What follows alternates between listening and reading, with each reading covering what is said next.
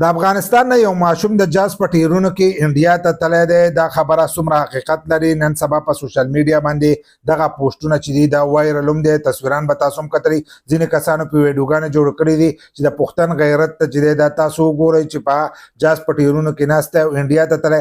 نو کم کس چې دا قسمه خبرې کوي په خپله هم جاهل دی، بل لا چې هغه دا قسمه جاهلان چې دي هغه سپورټ کوي او پښتانه دغه شانتې د جاهلتوب کارونه چې دي هغه نور هم کوي او دغه شانتې دغه جاهلان چې دي هغه سپورټ کوي. کم ته چې تاسو غیرت وای نو دا جاهلتوب دی. خو دې خبر له راځو چې دا ماشوم چې دی د څنګه د افغانستان نه انډیا ته تللی دی. چې دی نو د هوائی ډګر چې کم دی د افغانستان کومه ایرپورټ چې دی نو هلته کې دی تللی دی. د هغه ځای کې نه یو جاز پاسېدو انډیا ته تلو. انډیا ته تلو نو دی د ټیرونو په دې ځای کې ناست دی. دی تللی دی انډیا ته، هلته سکیورټي والا نیولی دی چې ته څنګه راغلی. هغې په ټیرونو کې رالم. اوس د دې خبرې حقیقت له راځو.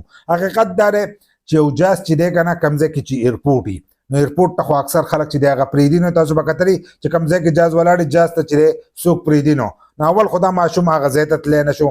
بیا زه دی دغه ځای ته لاړو نو بیا ټیرون ته چې دی څنګه ور ورسېدو چې ټیرون نه دی لاندې شو. هلته کې سکیورټي ولاړ نه چې دی په ټیرونو کې کېناستلو.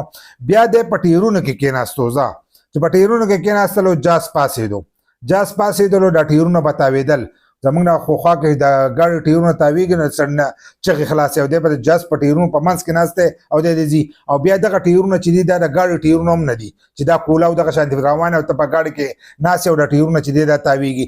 دغه ټیرونه چې دي دا بیا په پورته خیږي. چې کله دا په پورته ورخیږي نو کله چې دا دننه کېږي نو په دې کې ځای نه پاتې کېږي. بل لا چې دا داسې کږېږي نو دا ماشوم چې دی دا به ته هم غورځېدو نو دا په پورته لاړل. چې په پورته لاړل په دې باندې بکسه چې دا رابنده شي چې رابنده شي نو دا په سوونو فوټونو چې دی دا جاز په پورته ځي. چې کله دا په پورته لاړ شي هلته کې اکسیجن کمي راشي. موږ چې غر ته ور وخېږو نو اکسیجن هلته کې کمي او دی په پورته په زرونو په سوونو فوټونو چې دی په پورته ختلی نو هلته کې د اکسیجن کمي ومي. بل د هلته موسم هم چینج شي. موسم چې دی چینج شي، یخ شي، ګرم شي نو دغه مسله په کوم راشي نو دی په دغه کې چې دی بند ناست او بیا تللی دی او د هغې فاصله څومره ده 1.5 غنټه د دې فاصله ده. لکه 90-94 منټ چې دي نو د انډیا نه افغانستان چې دی داسې دا اورېدو خبره ده چې د هغو له طرفه کم دغه راغلی وایي دومره د دې فاصله وه.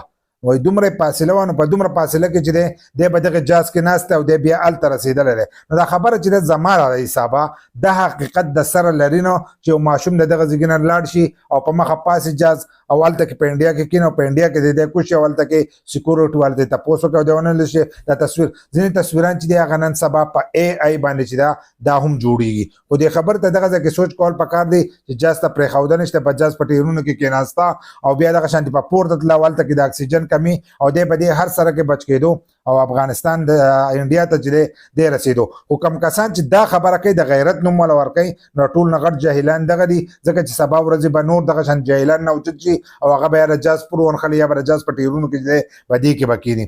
په دې خبره کې چې دی حقیقت نشته او د ځان نه جاهلان چې دي دا مه جوړوئ.